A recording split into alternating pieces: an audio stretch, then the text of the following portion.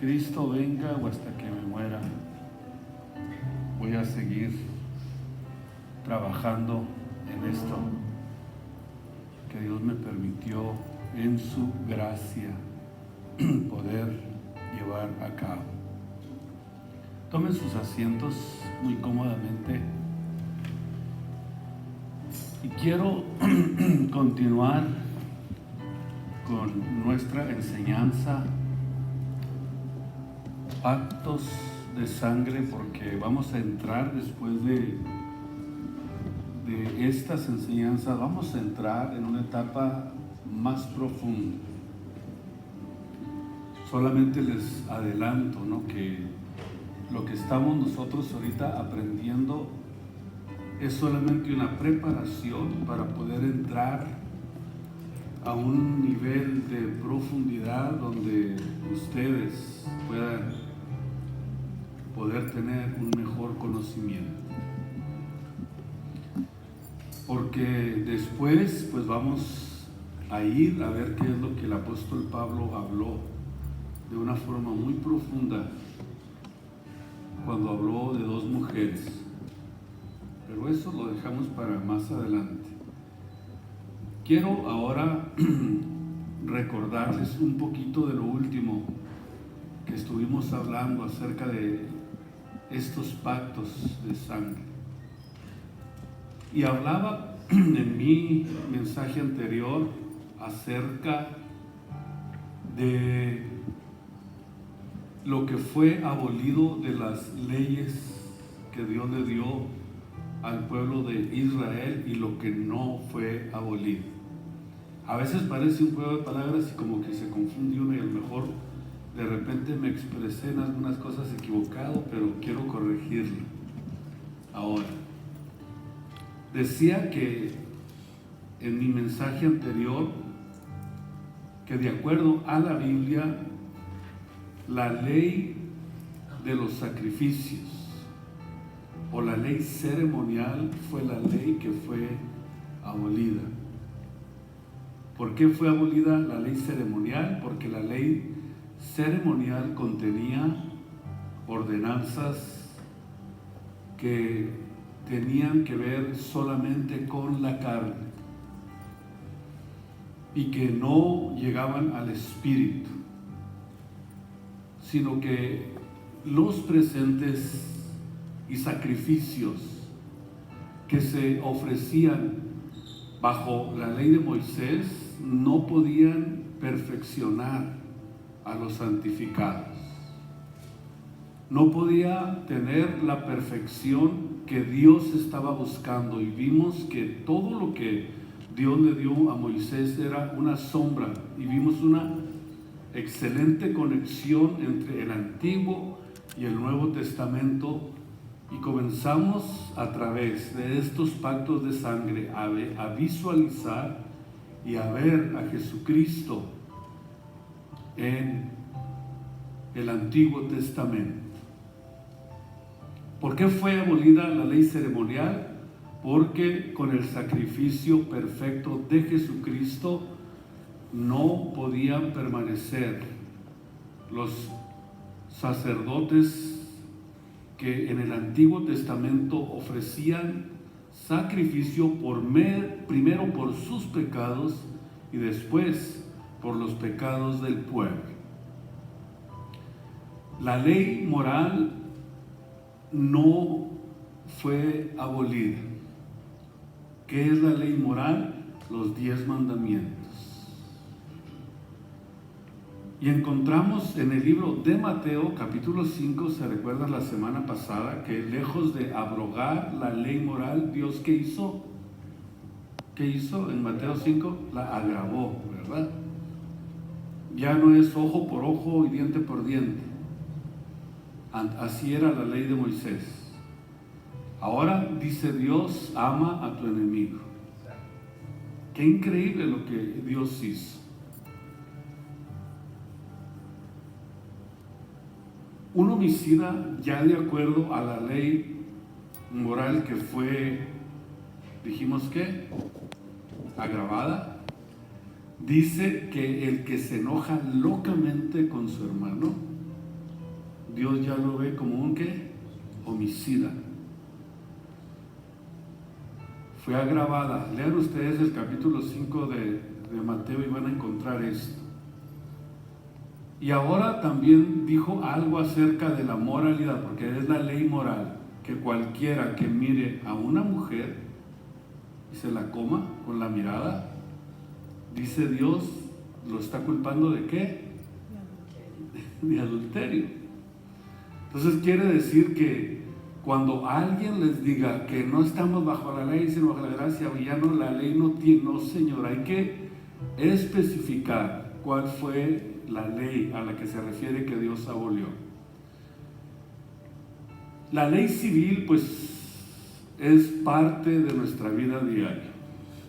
Estas fueron las 3 leyes que Dios le dio a Moisés. La ley civil, pues tienes que sujetarte al sistema de gobierno en el que te estás desarrollando, en el país que vives y donde estás viviendo y donde estás desarrollando tu vida.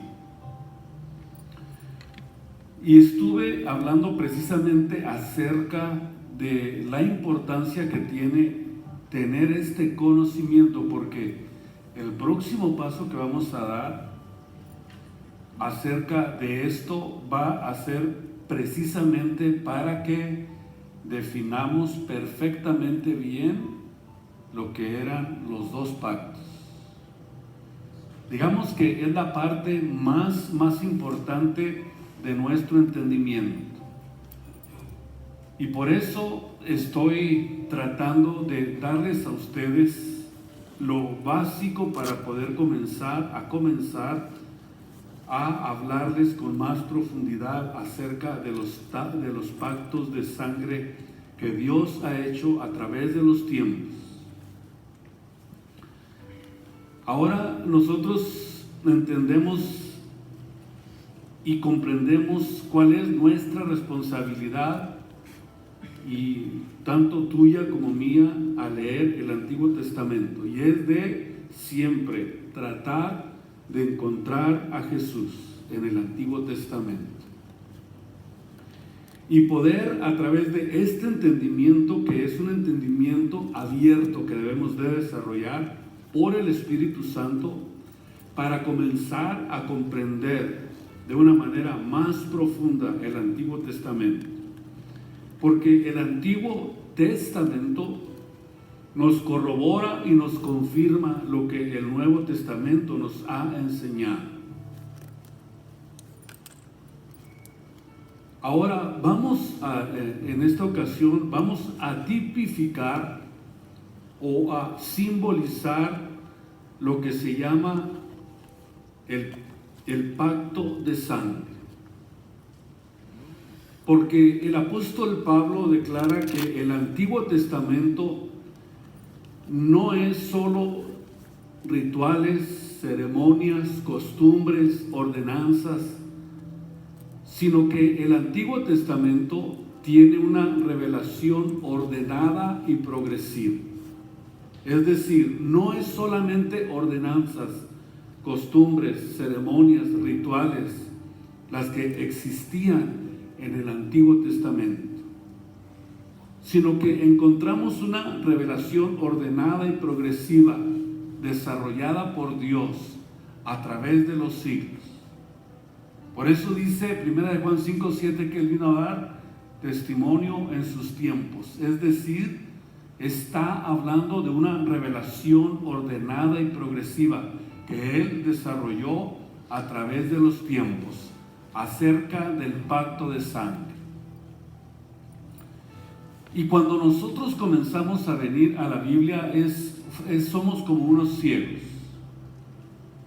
que no teníamos luz.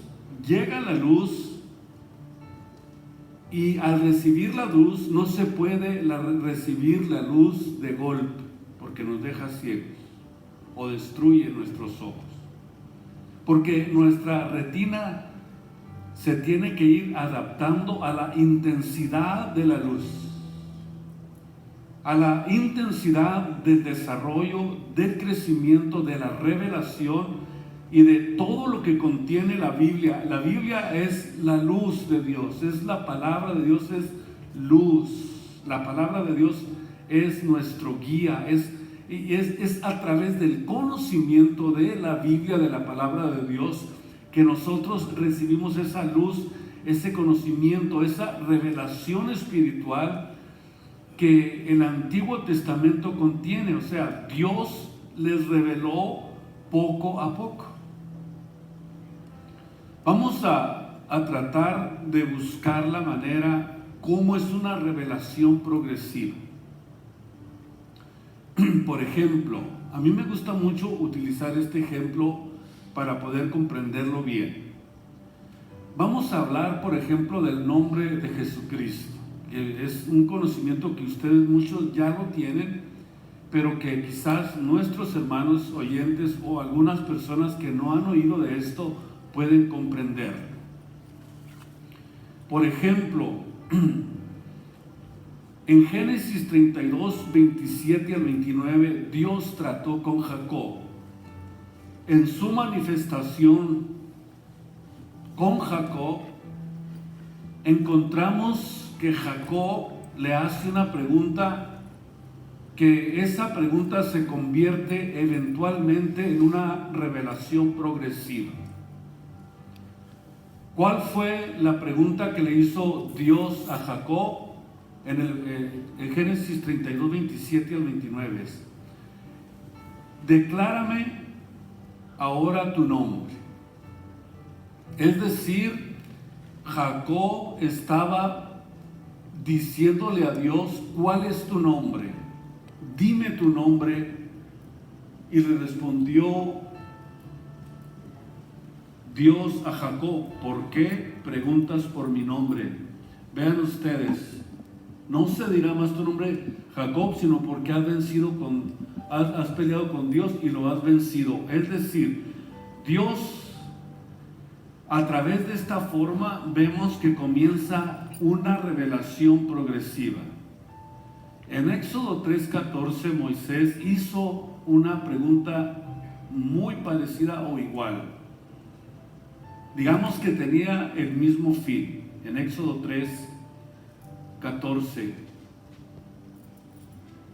Aquí, por ejemplo, encontramos que nuevamente se habla de algo que vendría de alguna forma a llevarse a cabo de acuerdo a lo que la Biblia nos enseña en los versículos anteriores, donde le dice: yo voy pues, ¿verdad?, a los hijos de Israel, voy a presentarme delante de ellos, y si ellos me preguntan ¿cuál es tu nombre?, ¿qué les voy a responder? Si ustedes leen el contexto de esto, se van a dar cuenta a qué llegó. Y le respondió Dios a Moisés: yo soy el que soy. Así les vas a decir a los hijos de Israel. No sé si están los versículos 13 donde habla precisamente acerca de esto Moisés, donde le hace la pregunta a Dios, porque él recibió esta respuesta: yo soy el que soy. Así les vas a decir a los hijos de Israel después de que Dios le pregunta por su nombre. En el libro de los Jueces 13, 17 y 18 encontramos también a Manoa, el padre de Samsón, donde encontramos que ellos, es decir, Manoa y su esposa, porque estaban los dos juntos en esa ocasión, allí ellos sí fueron de una forma más específica. Versículos 17 y 18, encontramos que aquí, por ejemplo, encontramos que Manoa hace la pregunta: ¿cómo es tu nombre? Pero escuchen ustedes que fíjense ustedes que él utiliza una frase donde comenzaron a recibir un conocimiento progresivo acerca del nombre de Dios. Le dice: para que cuando se cumpliere tu palabra. O sea que comenzaron a descubrir que Dios tenía un nombre oculto que no había sido revelado. A lo mejor ellos lo conocían como Yahvé, como Jehová, como el yo soy. No sé, tantas formas en las que ellos se dirigían a Dios, pero sabían que había un nombre encerrado que Dios no había dado a conocer y que lo tenía reservado para un tiempo específico. ¿Por qué digo que para un tiempo específico? Porque Manoah dice, para que cuando llegue el tiempo te podamos honrar. Cualquiera diría, ¿que no lo conocían? ¿No sabían que era Jehová? Esto es interesante. Nosotros tenemos que ver cómo desde el Antiguo Testamento siempre vamos a encontrar a través de la Biblia siempre una revelación progresiva. Como lo que estamos estudiando, por ejemplo, con el libro de Daniel. Muchas cosas ya se cumplieron al pie de la letra tal y como Daniel las profetizó, pero todavía faltan profecías que cumplirse.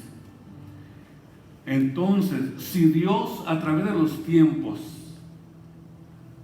vemos que se ha cumplido muchas cosas de las que les reveló a los patriarcas y los profetas, eso nos asegura que lo que falta por cumplirse se va a cumplir. Esa es la seguridad más grande que nosotros podemos tener. En Isaías capítulo 7, versículo 14, vemos que aquí ya, por ejemplo, en el libro de Isaías, encontramos una revelación más cercana, más profunda acerca de esto. Aquí ya habla de una señal. Aquí, cuando llegue el momento, él dice claramente en la Biblia que el mismo Señor os dará una señal. O sea, ¿cuál sería esa señal? Es muy interesante y pudiéramos nosotros conjeturar en muchas formas en las que Dios, pudiéramos decir, estaba dándose a conocer sin ocultarse del que es un verdadero estudioso de la Biblia, porque Dios no está oculto.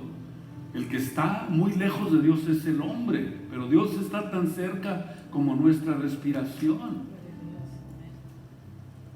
Aquí dice que la Virgen concebirá y parirá un hijo y llamará su nombre Emmanuel. Conforme va pasando el tiempo, encontramos más luz y más revelación. Isaías 9:6 habla de los atributos. Qué interesante, porque un niño nos es nacido, hijo nos es dado, y el principado sobre su hombro. ¿Qué significa el principado sobre su hombro? Tal y como la Biblia nos lo mostró. Él dijo, Apocalipsis 1:8, yo soy ¿qué? El principio y el fin. ¿Por qué? Porque todo el principado le pertenece a Jesucristo. En el principio creó Dios los cielos y la tierra. Ahí está Dios, ahí está Cristo en el principio, de acuerdo a Juan 1, ¿verdad? Dice que por Él fueron absolutamente todas las cosas hechas. ¿Por qué? Porque en todo Jesucristo tiene el primado. Es el alfa y el omega, el principio y el fin, el que es, el que era y el que ha de venir, el todopoderoso. En Isaías encontramos esta revelación, pero en Isaías 52:6 habla Dios ahora. Vean ustedes ahora Dios expresándose. De acuerdo a lo que encontramos aquí en esta porción de Isaías 52:6, dice, por tanto mi pueblo sabrá mi nombre. Mi pueblo sabrá mi nombre. Por esta razón, por esta causa, por eso, yo mismo que hablo aquí estaré presente. Una revelación progresiva. Y encontramos tantas formas de poder visualizar a Jesús en esta revelación progresiva ilustrada desde el Antiguo Pacto o del Antiguo Testamento hasta el Nuevo Testamento. Y al llegar nosotros, después de ver estas revelaciones de Dios, como Oseas 13:4, pudiéramos mencionar, donde también la Biblia nos aclara perfectamente la venida de Dios, la venida de Dios hecho carne, de la venida de Dios manifestado a través de un cuerpo humano.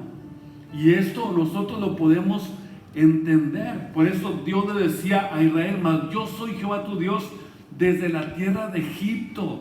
No vas a conocer ni a otro Dios ni a otro Salvador sino a mí. ¿Qué significa esto? Que es a mí al que me vas a conocer cuando venga a salvar al mundo, manifestado de una forma visible, de una forma física, de una forma en la que nosotros podamos entender realmente a Dios. Ahora, llegado el momento, pudiéramos hablar mucho acerca de esta revelación progresiva del nombre de Jesucristo, pero nos vamos a concretar para poder entender que al llegar al Nuevo Testamento ya encontramos pudiéramos decir, la máxima revelación en Mateo 1:21 al 23. En Mateo 1:21 al 23 ya ahí se nos aclara lo que dijo Jacob, lo que dijo Moisés, lo que dijo Manoah, lo que escribió Isaías, lo que escribió Oseas, Zacarías y tantos de los profetas. Cuando ya nosotros venimos a la Biblia y nos aclara que lo que había dicho Isaías 9, lo que había dicho Isaías 7:6, lo que Dios profetizó por Isaías en el capítulo 53 se llevaría a cabo de esta manera. Cuando nace nuestro Señor Jesucristo, y llamará su nombre ya como Jesús. Pero ¿cuántos siglos pasaron para poder entender esta revelación progresiva?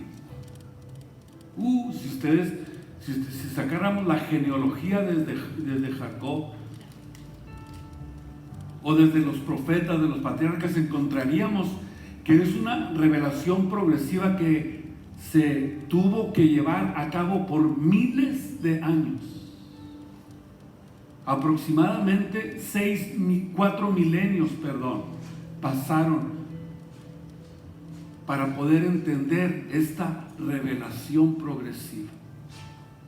Qué impresionante es la Biblia. Por eso la Biblia es lo más excelente, maravilloso que nosotros hemos conocido. Bendito sea su nombre. Entonces llamarás su nombre ya sin tapujos, Jesús. Ya con la revelación, con el entendimiento, con la capacidad y la guianza del Espíritu Santo.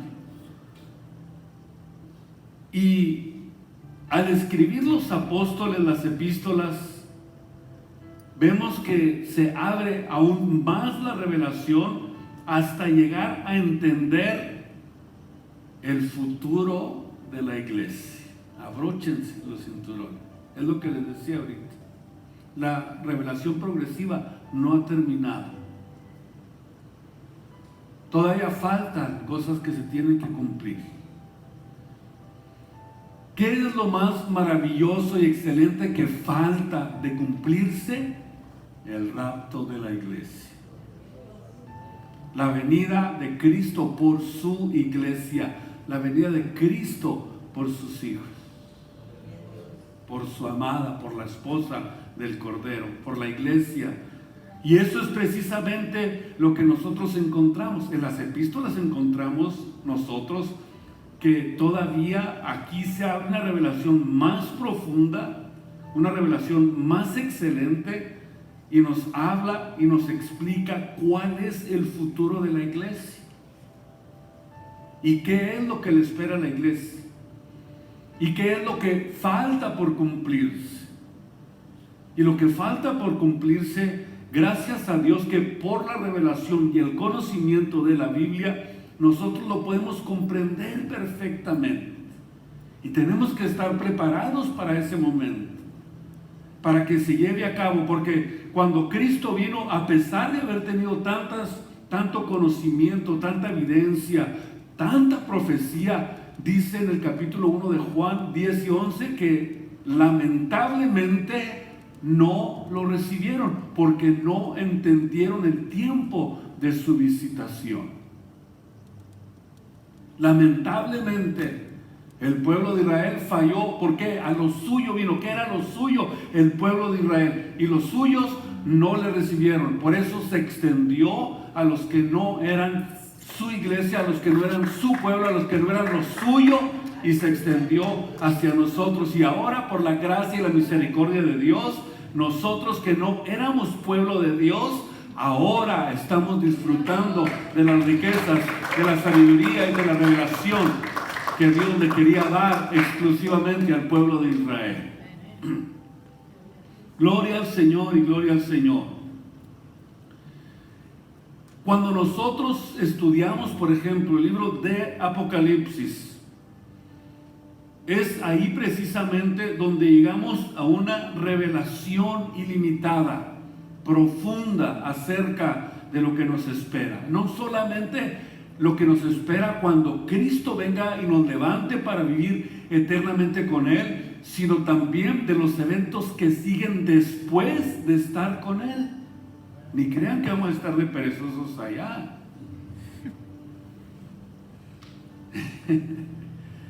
La primera tarea que vamos a tener es 1000 años aquí gobernando en esta tierra, en el milenio. Y díganme, ¿quién está estático y parado en ese tiempo? Nadie, porque dice la Biblia que nosotros vamos a estar trabajando para traer a todos a que adoren al monte de Sión. ¿Por qué? Porque allí está un rey llamado Jesucristo. Emocionense un poquito. Denle la gloria a Dios por eso, porque eso es lo que le espera a la iglesia de Jesús. Es decir, que nosotros no solamente tenemos la revelación de lo que le espera a la iglesia, de lo que está esperando la iglesia, sino también lo que va a suceder en el reino eterno con Jesucristo. De acuerdo a la Biblia, Dios va a darnos a nosotros reinos para que nosotros nos ocupemos. Nos va a dar tantas riquezas y tantas revelaciones, tantas excelentes cosas que nosotros vamos a poder disfrutar realmente, eternamente, cuando estemos con Él. Por eso en la venida de Cristo o en la partida de nuestro cuerpo y estar presentes al Señor, hay una transición maravillosa, excelente, que yo estoy seguro que el que lo logra, o el que puede disfrutar de esa transición de partir del cuerpo, dice la Biblia que es algo que es mucho mejor. Si es algo mucho mejor, significa que ni menos le vamos a echar a la tierra. Nada de eso. Nada absolutamente de eso. Como diciendo, y después de esta vida voy a partir, ¿y qué irá a pasar con lo que tengo? ¿Qué irá a pasar con mi perro, con mi gato? ¿Qué irá a pasar con mi familia, con mis hijos? No, piensen en una cosa, que partir del cuerpo es ir a algo mejor, a algo de lo que no vamos de ninguna manera a querer soltar. Eso es lo que dice, ¿verdad? 2 Corintios 5:8, que es mejor. Si es algo mejor, significa que lo que dejamos atrás fue algo muy pobre, algo que no tenía tanto valor, que no era tan importante, para entrar a algo que es algo sumamente relevante, sumamente valioso, sumamente impresionante. Gracias a Dios, porque Dios quiere que nosotros tengamos esa revelación ilimitada, creciendo cada día, creciendo, porque dice la Biblia que el camino del justo es como la aurora que va en aumento. Va en aumento hasta que el día es perfecto. ¿Y qué es lo que pasa? Primera de Juan 2:8 dice, porque cuando esto suceda, las tinieblas ya son pasadas y la verdadera luz ya nos está alumbrando desde ahorita por el conocimiento de la Biblia, por el conocimiento de la palabra de Dios, por el conocimiento de nuestro Dios y Salvador Jesucristo. ¿Cómo se disfruta la palabra de Dios? Por eso, mientras más conozcas la Biblia o tu Biblia, más luz vas a tener en tu mente y en tu corazón. Y a mayor luz, mayor comprensión. Y a mayor adoración, mayor comunión con Dios. ¿Qué es lo que nos trae mayor paz a nuestras vidas? Mayor seguridad, más confianza con Dios. Pero se tiene que tener revelación, se tiene que tener, como dice la Biblia, espíritu de sabiduría y de revelación para su conocimiento, para que comprendiéramos, dice el apóstol Pablo, la profundidad, la anchura, la altura y conocer el amor de Dios que excede, escuchen ustedes, subráyenlo, a todo conocimiento, para que seáis llenos de toda la plenitud de Dios. Por eso este tipo de amonestación, este tipo de enseñanza está precisamente diseñado para que nosotros tengamos todas estas riquezas espirituales que Dios quiere compartirlas con nosotros, que Dios quiere dárnoslas, que Dios quiere que nosotros aprendamos a disfrutarlas y que aprendamos cada día a entender que nuestra morada, nuestro tiempo aquí en la tierra es muy poquito, es muy corto. Como dice Job 14, que el hombre nacido de mujer es corto de días y harto de sinsabores. ¿Ustedes creen que después de partir del cuerpo voy a querer yo regresar? No, hombre, ni oren por mí para que resucite, porque se la van a ver conmigo. Por eso es importante entender esto, que la vida es corta sobre la tierra y que nosotros, a través de la revelación y del conocimiento, seamos llenos de toda esta sabiduría de Dios, para que a través de este conocimiento entendiéramos el poder de la resurrección de Jesucristo. Dios quiere darle a su iglesia torrentes de luz, de sabiduría, de conocimiento, de revelación.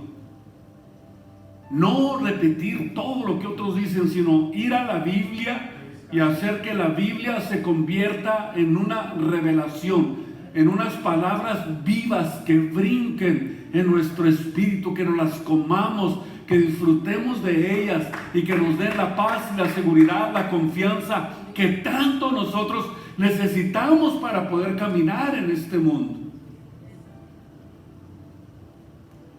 Eso es lo que Dios quiere, darnos torrentes de luz, torrentes de sabiduría y de conocimiento a su iglesia.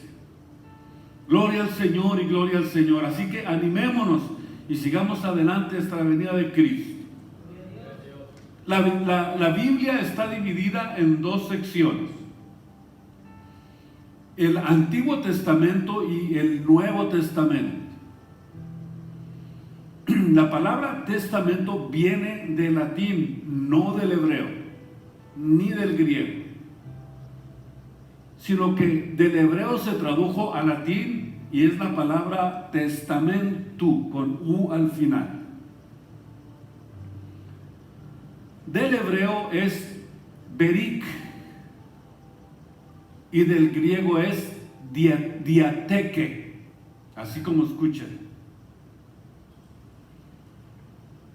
Y como la Biblia se tradujo del griego y del hebreo al latín, y de ahí salió una versión que se llama la versión Vulgata. Y se nos heredó a nosotros el nombre de testamento.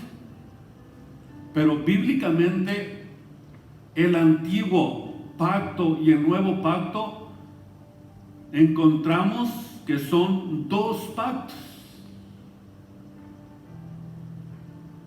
Un testamento no necesariamente es un pacto. Por eso, ¿cómo lo vamos a ver y cómo vamos a estar aprendiendo? Ahora, entonces, un pacto, que es la palabra berik, CK al final, que es la palabra hebrea, y del griego dieteke, significa cortado. Escuchen esto porque es muy importante. Esta es la primera lección que vamos a poder aprender acerca del nuevo pacto y del antiguo pacto. Entonces, la palabra pacto significa cortar. Por definición bíblica, un pacto es un acuerdo. ¿Qué significa esto? Un acuerdo para cortar.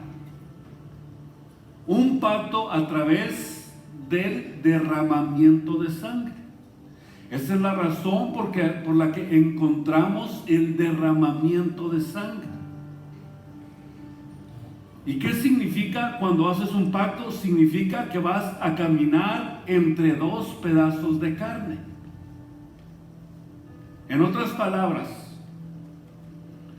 si ustedes estudian la historia de las naciones paganas, de las tribus antiguas y de las razas, van a ver ustedes, por ejemplo, como en el África, en Haití, en Brasil, los aztecas, aún en Centroamérica y México, y en todas las civilizaciones han existido personas que se cortaban las venas. Quizás la parte de la palma de la mano. Y cuando querían sellar una amistad perdurable, lo hacían con la unión de dos sangres. Esto es muy importante que nosotros lo entendamos para entender lo que significan, los pactos de sangre que Dios ha llevado a cabo. Si una persona quería hacer un pacto perdurable, se cortaba la palma de la mano, los dos la unían para poder sellar una amistad que fuera real, que fuera auténtica para siempre, es decir, perdurable, con la unión de dos sangres. O como lo hacían en la antigüedad, que cuando se casaban, en lugar de anillo, se juntaban dos manos cortadas, el hombre y la mujer, para hacer una unión perdurable. Y con esta señal le estaba diciendo: te entrego mi vida, te entrego lo que soy, me comprometo a defenderte, me comprometo a que cuando estés en peligro te voy a proteger. Y la pregunta es: ¿quién enseñó esto del pacto de sangre? ¿Quién les enseñó? ¿Por qué? Porque realmente cuando nosotros venimos a la Biblia, a la palabra de Dios, nos damos cuenta cómo es que este pacto, o cómo pudiera expresarlo, no sé cómo pudiera expresarlo yo, que cuando Dios hace algo como esto, es el más grande pacto, el pacto más solemne y el pacto más respetado que podemos encontrar nosotros en toda la historia de la humanidad.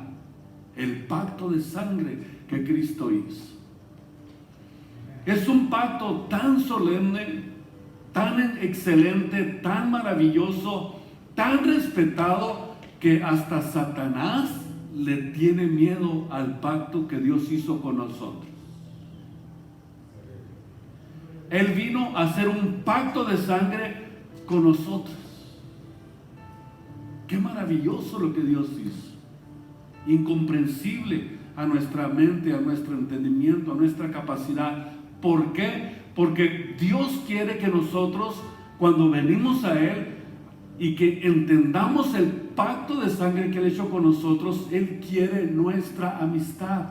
Él quiere que sea algo perdurable, algo real, algo auténtico, algo duradero, verdadero, sincero con nosotros. No es cualquier cosa lo que Él hizo.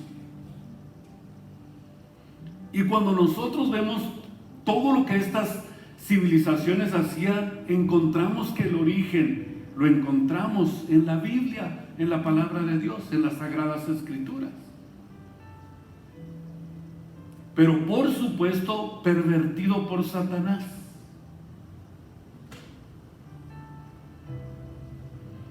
Pero un pacto de sangre entre dos personas, de acuerdo a la historia, es el contrato más solemne, más duradero, y un pacto de sangre no se puede romper. ¿Sabían que esto es algo tan solemne que cuando los mafiosos hacen este tipo de pactos, nadie lo puede romper? Absolutamente nada. Un tiempo atrás en la historia hubo una persona que se entregó a las autoridades siendo mafioso. Este caso fue en Nueva York, no me acuerdo ahorita de los nombres de las personas. Pero cuando esta persona hizo esta separación, él sabía perfectamente que al salirse de este pacto iban a venir por él, por sus hijos y por sus nietos para matarlos. Así de solemne es un pacto de estos.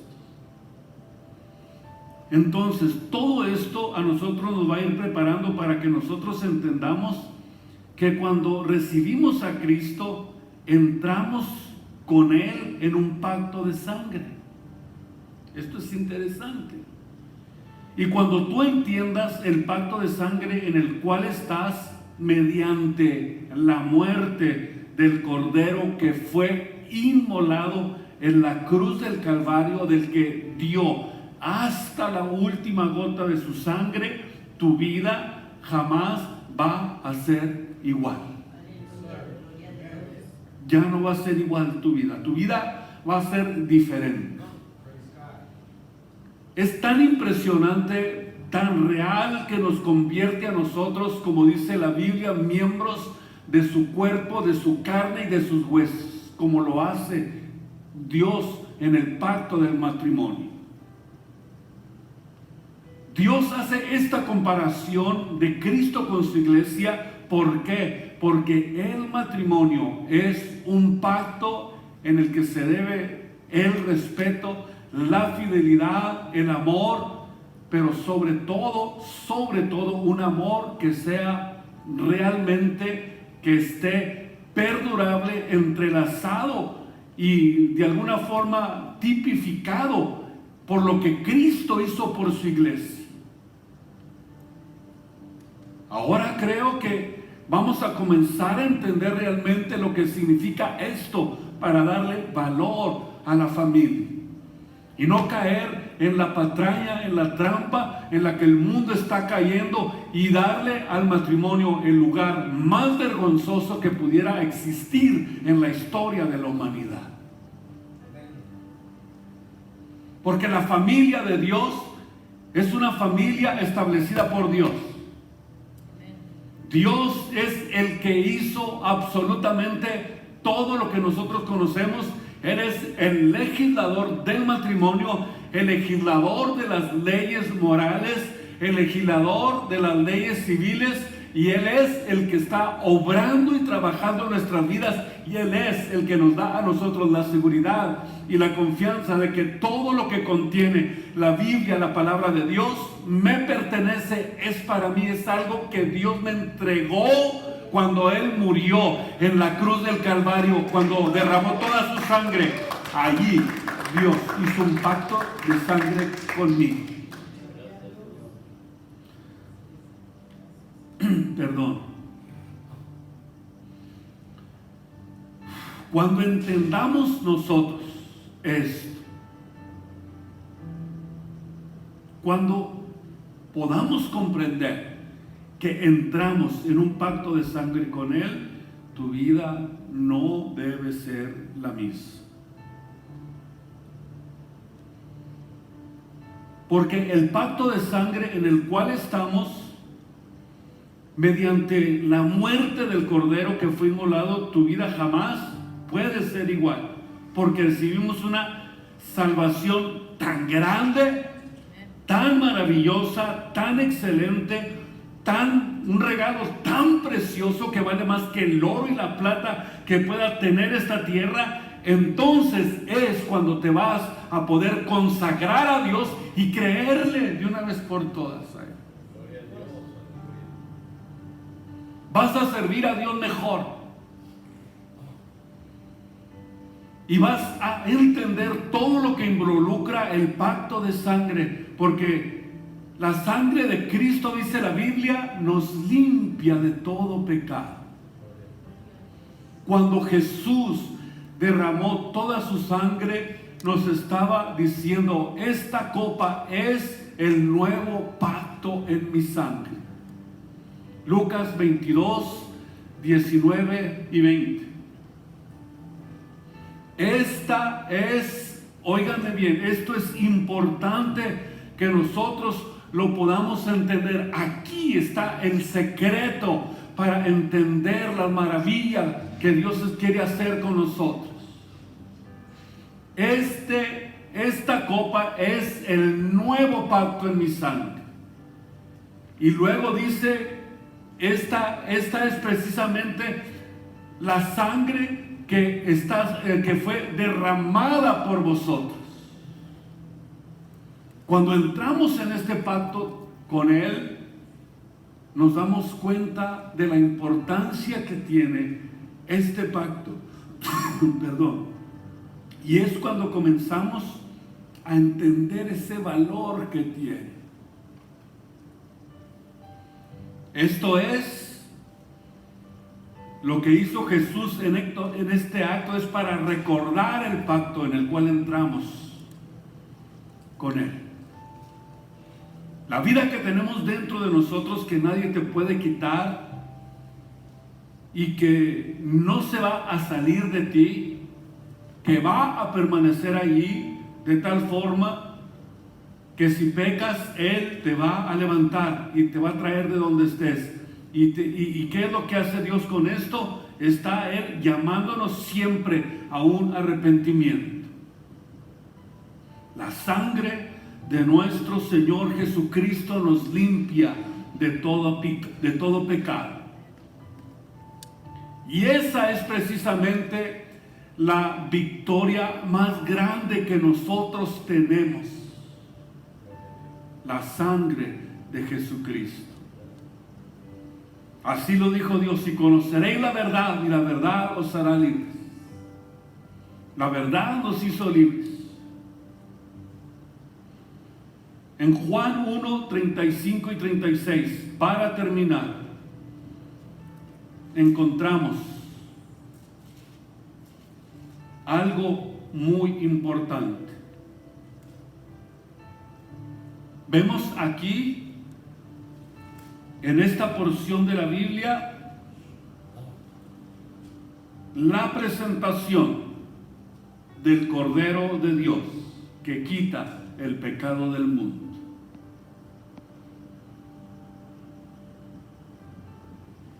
Dios escoge a un animal porque este Cordero representa a Jesucristo. Este cordero representa exactamente lo que escribió Isaías en el capítulo 53. ¿Quién ha creído a nuestro anuncio? ¿Y sobre quién se ha manifestado el brazo del Señor? Y subirá cual renuevo delante de él, como raíz en tierra seca. No hay parecer en él ni hermosura, sino que hemos verlo sin atractivo para que le deseemos. Despreciado y desechado entre los hombres, varón de dolores, experimentado en quebranto, y como que escondimos de él su rostro. Fue menospreciado y no lo estimamos. Ciertamente llevó él nuestras enfermedades en su cuerpo, sufrió nuestros dolores. Mas él herido fue por nuestras rebeliones, molido por nuestros pecados. Escuchen ustedes, el castigo de nuestra paz fue sobre él, y por sus llagas fuimos nosotros curados. A él sea toda la gloria y toda la honra en esta preciosa tarde. Y en esta tarde yo quiero decirte que si tú ya entraste en un pacto con él, tu vida debe de ser diferente. Pónganse